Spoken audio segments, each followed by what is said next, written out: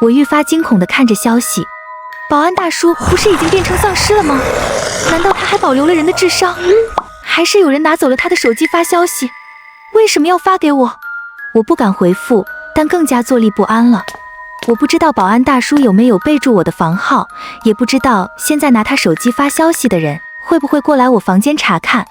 丧尸爆发的第6天，我还活着，目前水还能正常供应，电和网络时有时无，热搜上的消息看上去并不乐观，群里都是求食物和问救援的消息。楼道里偶尔会传来几声惨叫声，这个时间很多住户的食物已经吃完，一些人会铤而走险出门搏一搏，但是无一例外都成了楼道间的丧尸的食物。为了保证安全，我每天从柜子里进入空间睡觉，这样离开空间时还在柜子里，可以悄悄打开柜门确认安全再出来。丧尸爆发的第13天，危险还是找上门了。这天我刚睡醒从空间出来，发现柜子的门半开着，露出很大一条缝。我心里一惊，正要回空间，就听到卧室门口有动静，是2个男人的声音。我悄悄探头看过去，你不是说这里有住人吗？怎么都没看到人？这卧室连件衣服都没有。这里绝对有人住，我昨天真在楼下听到楼上有脚步和开窗的声音了，怎么会一点吃的都没呢？算了，走吧，可能是别的房客过来找物资，没找到就走了。听起来这2人应该是住在我楼下的住户。我听他们要走，心里缓了口气，却听见大门似乎响了一声，又有人进来了。呵，这不是楼上1601的大叔吗？你这油光满面的，看来吃的不错呀。咱哥俩刚搜完这里，正准备上楼呢，既然碰上了，就带咱也回去分点吃。他话还没说完，我就听见一声惨叫，刚才说话的男人呜咽着，跌跌撞撞的后退好几步，倒在我面前，鲜血从指缝里不断涌出。他看见我，张了张嘴，像是在求救，却只能发出咕噜咕噜的声音。另一个男人愣了半天才反应过来，你活腻了，居然敢杀人！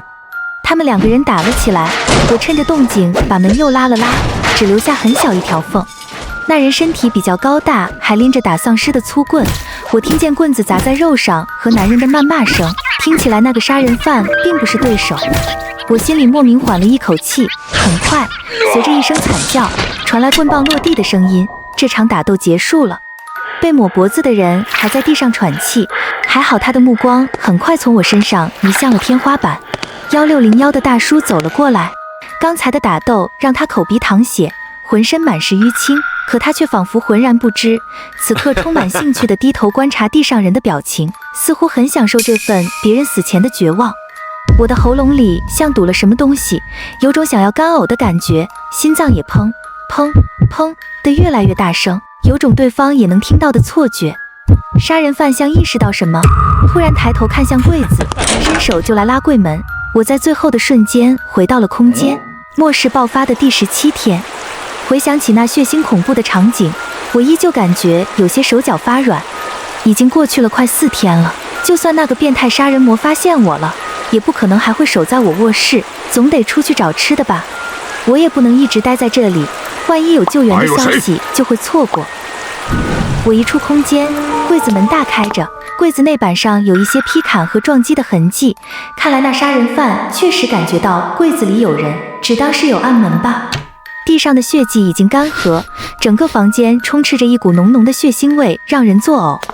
客厅没啥动静，我轻手轻脚地朝外走，客厅的书桌被搬到了一边，窗户前挂着好几大块黑色阴影的东西，我的心突然提了起来，等稍微靠近我才看清楚，是人。被掏空内脏的尸体像烧腊店的牲畜一般被吊起来挂着，已经晒得脱水成半干尸状，风吹进来碰撞到一起，宛如风铃一般发出咔咔的声音。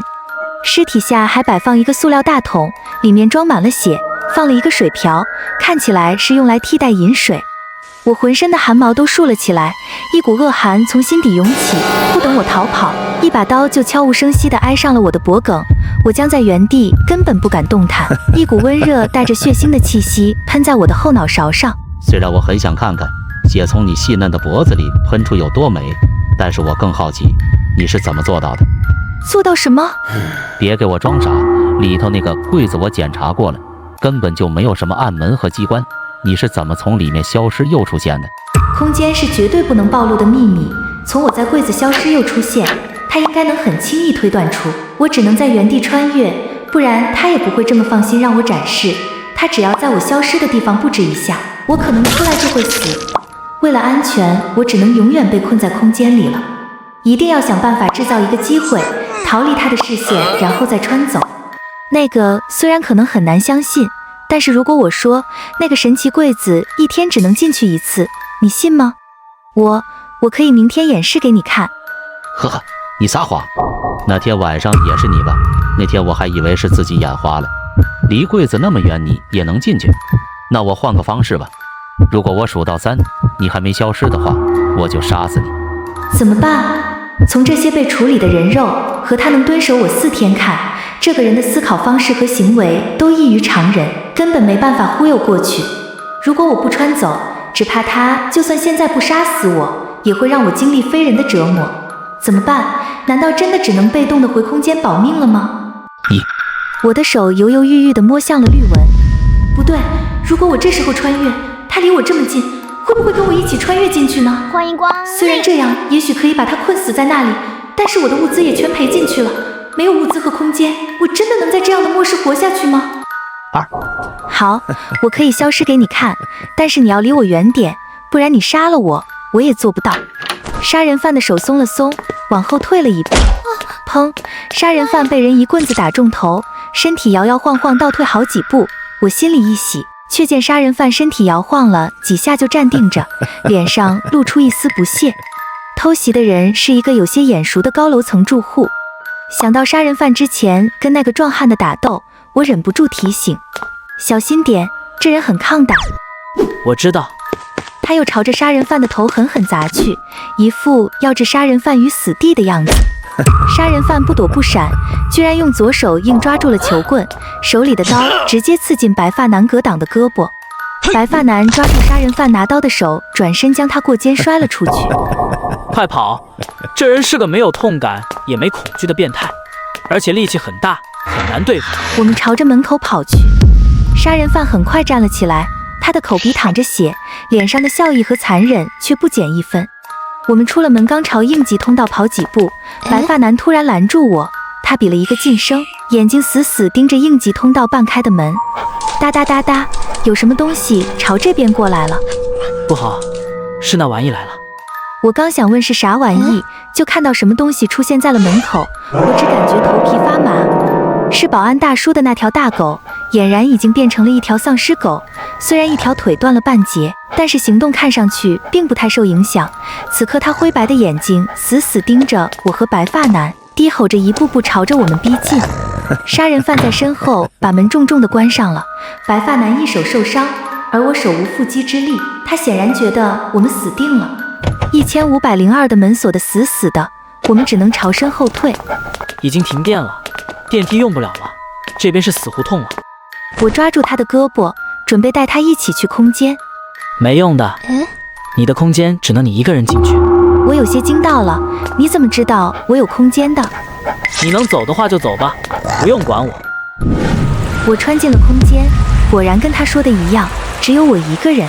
他咋知道我有空间的？连能不能带人进来都知道。好家伙，难道我妈知道末日来了，在外面到处批发卖这手镯？不应该啊，我记得这手镯我妈宝贝得很，是祖传的来着。还真的走了，这样也好，至少他能活下来了。拼死一搏的话，我应该能杀死他吧，只是想全身而退，估计是不可能了。好烦啊，我可不想变成这种东西，被他看到。到嘴的鲜美人类突然少了一个，显然让丧尸狗变得暴躁起来。它咆哮一声就朝着白发男扑来，白发男举刀准备给他迎头一击。一块巨大微蓝的透明立方体凭空出现，中间隐隐能看到那个少女的模样。